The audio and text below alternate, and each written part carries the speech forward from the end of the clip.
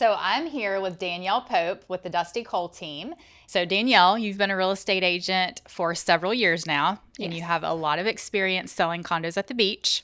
For those that don't know, there are a lot of moving parts that you have to consider when you're purchasing a condo. And we are going to talk about one of her recent condo transactions. So you met this seller client. So that seller I called just one day whenever I was calling expired listings. I could tell that it had been listed for a while. And when I talked with them and connected with them, I found out that they had already purchased another property in Florida.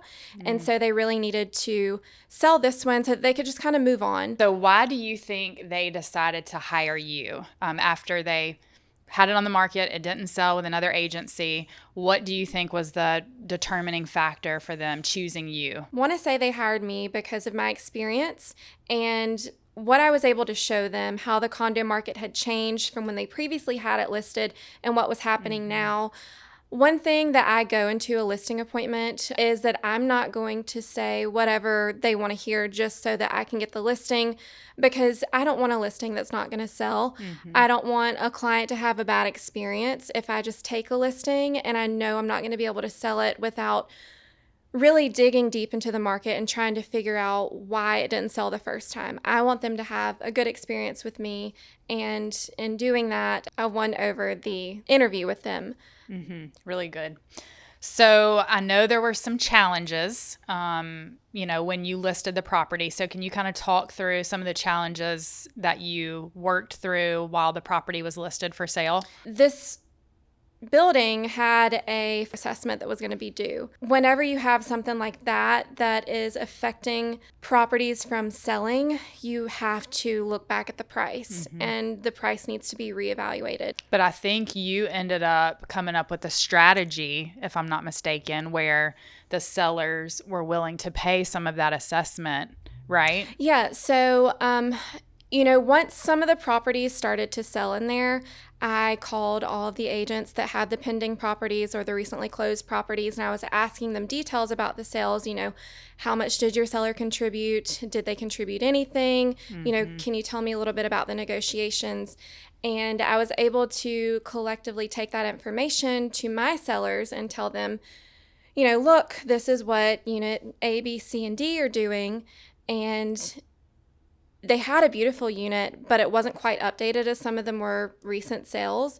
And so I brought that to them and I told them, if you want to sell it, if you don't want to have to be responsible for these dues when the time comes, then we need to talk about a price reduction. So they had agreed to pay some of the assessments or either adjust the purchase price to, combat the assessment that the new owner would have to pay. So can you explain what an assessment is? Because there may be a lot of people that aren't familiar with the condo terminology. So an assessment is whenever the board members come together and they vote on something that needs to be done, maybe maintenance to the property, and the HOA will put a dollar amount on what the assessment may be. The assessment usually happens whenever there is not enough money in the reserve funds to cover what needs to be done. And so each unit owner just gets assessed and they have to pay that whenever the HOA board says it's due. One of the biggest issues that we ran into outside of the assessments was the price. Because our unit was the least updated out of all the units that were listed at the time, and we were kind of listed right in line with all of the others that were priced.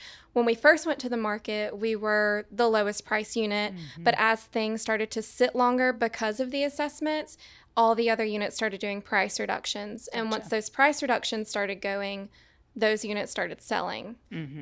So then you just had a very candid conversation with your seller, and they decided to lower the price. Okay. And it really helps. Every seller is different. Everybody has a different personality. But for me, with them, it helped to lay out the facts and show them each listing and how those other listings that sold differed from theirs, and, how the price needed to be adjusted based on those things.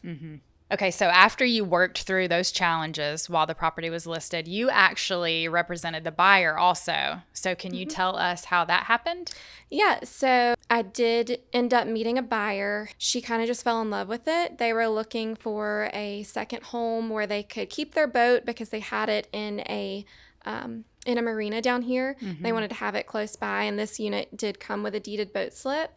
And so, once she saw it, like I said, she fell in love. Her kids fell in love. They were ready to make an offer right then and there.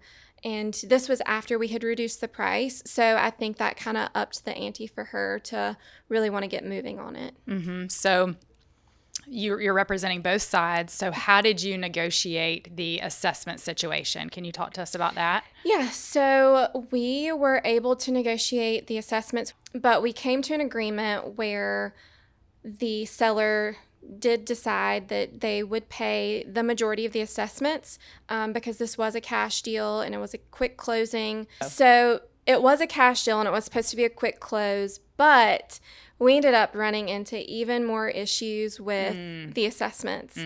I actually had gone out of town to Boston at this time, and so I'm so grateful for Janice, and I'm very grateful for the title company we were working with. It is so important to have good people on your side in a transaction. What happened was we negotiated the price down. The buyers were going to end up paying all of the assessments, is the final agreement that we came to on this property. Well, part of the agreement was that they would be able to pay the assessments on the same schedule that every other owner was going to be allowed to pay the assessments on, which was going to be every June for the next 5 years. Well, we got told that the buyer was going to have to pay all of those assessments up front at closing, and right then and there, whenever they found that out, they said, you can cancel the contract. We're not going to go through with this. We're not paying that amount at closing. This is what we agreed upon. Well, I was like, hold on, let me see what I can do. So what we ended up coming up with was we got an attorney to write a letter stating that, the current buyer that was going to take over the ownership would be able to go on about the assessment schedule just like every other owner in the building was going to go and do, every June. We never really got an answer from anyone, so we just took it upon ourselves to put that together and then present it to everybody, and then it got signed off on. That was the only solution that I could come up with that everybody was happy with. And so we made it past that. We made it to the closing table, and everybody was happy. The sellers didn't have to pay the assessments, and the buyers were able to pay the assessment on the schedule just like every other owner in the building. I think that is a perfect example of why it's so important to use an experienced and skilled real estate agent when you're buying a condo. There's just a lot of moving parts. Sometimes you have to come up with creative solutions to get the deal done. So great job on that. Yeah, thank you. So obviously you were able to work through a lot of challenges. You got both of your clients to the closing table successfully. Everybody was happy. So what were the key lessons you learned from this particular transaction, and how do you plan to apply those in future transactions? How important it is as an agent to do due diligence.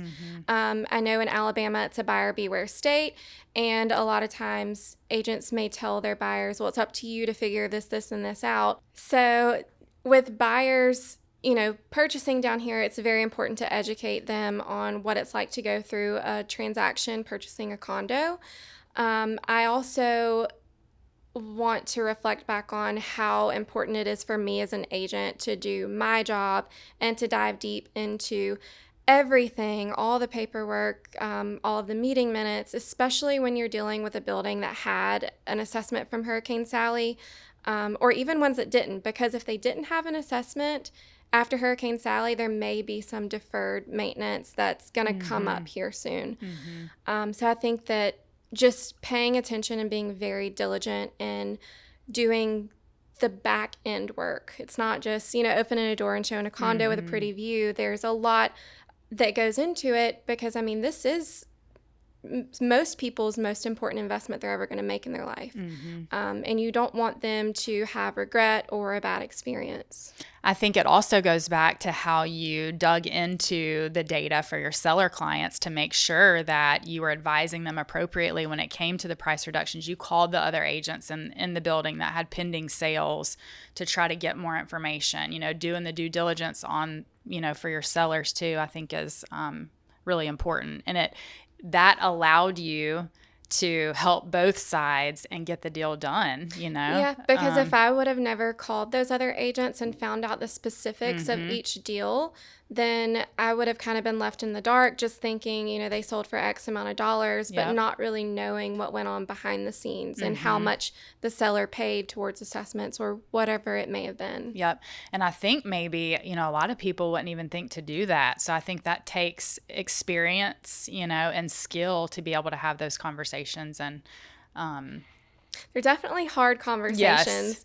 Because, a seller doesn't want to hear that the price needs to be dropped, or they may have to pay money towards an assessment that they really didn't plan on paying. But I think that's what makes my clients have respect for me, is that they know I'm going to tell them what they need to be told and not just what they want to hear. Yeah. So we've kind of talked about this a little bit, but looking back, what aspects of your skill set and your approach do you think led to the successful outcome that you had with this sale? I definitely think my experience had a lot to do with this, because if I would have just been coming in as an agent and not really had any knowledge about how a condo transaction works, I would not have known to do, X, Y, and Z that got us to the closing table. And if we did get to the closing table and I looked back on this in a year, I probably would be so mortified that I let all of that stuff slip through the cracks. Everything is a learning experience, and I'm grateful for the experience I've had prior to this that has been able to make me the agent I am to help navigate a difficult or challenging transaction like this one. I also think that my negotiating skills really came into play here. I don't want to say it's hard when you are representing both parties, but you have to stay very neutral. And, of course, whenever I went into the listing agreement, I was first off just representing the seller, and then I brought in a buyer. And so I have to separate any emotion that I had attached and just make sure that I am a very good moderator between both parties, and I help them both come to an agreement where they're going to be happy. Which I've learned over time. I've double-ended a lot of deals now in my career, and that has been a learning experience when I first started out, But I think for an agent to be able to do their job and do it at the highest level, you've got to take that emotion out and just know that you are there to negotiate and help people come to a good solution so that everybody is happy. You're really good at that, like thinking outside the box. I've told you that from the very beginning. You always think very creatively, and I think that has contributed to a lot of your success also.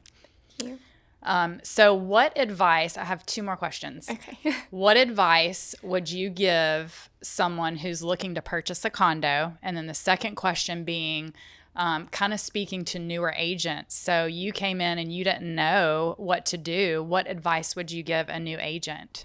So I would tell a new agent, do not be afraid to reach out to someone that is experienced, even if it's not an agent in your brokerage or an agent on your team.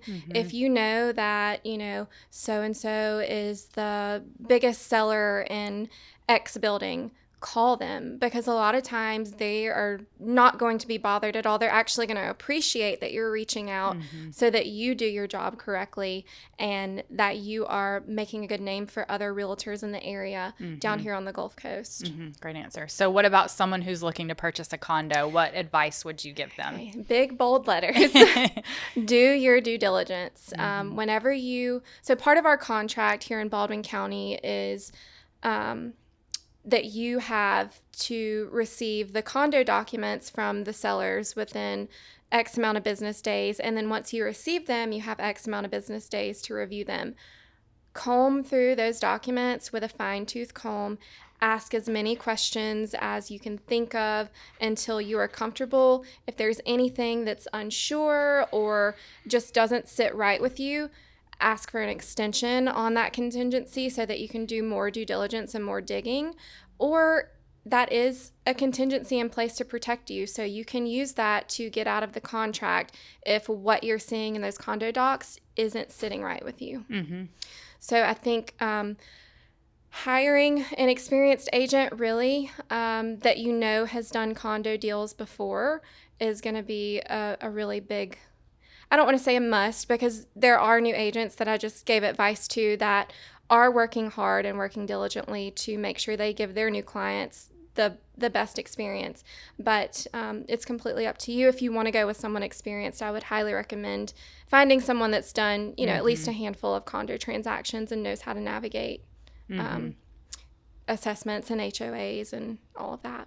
Lots of moving parts. So thank you so much, Danielle, for your time today. You're such a skilled agent, and I'm so thankful that you're on the team, and I've had the opportunity to watch you grow over the years. And okay, because I am going to cry.